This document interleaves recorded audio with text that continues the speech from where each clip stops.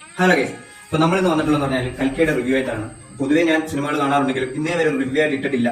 ഇത് ഇടാതിരിക്കാനെ കൊണ്ട് കഴിയുന്നില്ല. കാരണം നമ്മൾ ഇന്ത്യൻ സിനിമയിൽ ഇത്രയും ബ്രഹ്മാണ്ഡമായ ഒരു സിനിമ, ബാഹുബലിക്ക് ശേഷം വേറെ ലെവൽ പടം എന്ന് പറഞ്ഞാൽ ഇതാണ്. ഇതൊരു നമ്മളൊരു ഡ്യൂണോ, ഒരു മാഡ് ഫിലിസ് ആകെയോ, നമ്മൾ ഏതൊരു സിനിമയുടെ അവഞ്ചേഴ്സോ നമുക്ക് ഏതായിട്ട് എടുത്തുവാണെങ്കിൽ ധൈര്യമായിട്ട് വെച്ച് പറയാൻ പറ്റുന്ന ഒരു പടമാണ്.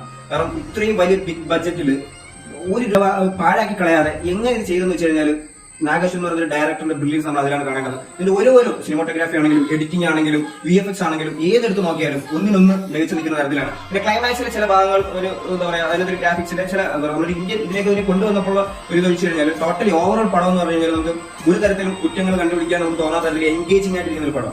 അപ്പം ഇത് നമ്മളൊരു തിയേറ്ററിൽ തന്നെ കാണാം. നമ്മൾ മൊബൈലിലോ അല്ലെങ്കിൽ നമ്മൾ TVയിലോ ഒക്കെ എന്തെങ്കിലും വന്നിട്ട് കാണാം എന്ന് പറഞ്ഞിരിക്കുന്നവരുണ്ടെങ്കിൽ നിങ്ങൾ തിയേറ്ററിൽ തന്നെ പോയി കാണണം. തിയേറ്ററിൽ കണ്ടാലേ നമുക്ക് ഇതിന്റെ ശരിയായ ഒരു ഫീൽ കിട്ടത്തുള്ളൂ. നിങ്ങൾ മൊബൈലിൽ നോക്കിയിരുന്നെങ്കിൽ ആ ഫീലൊന്നും കിട്ടത്തില്ല. തീർച്ചയായിട്ടും തിയേറ്ററിൽ തന്നെ പോയി കാണാം. അപ്പം മറ്റൊരു വീഡിയോ കാണുന്നവരെ ബൈ.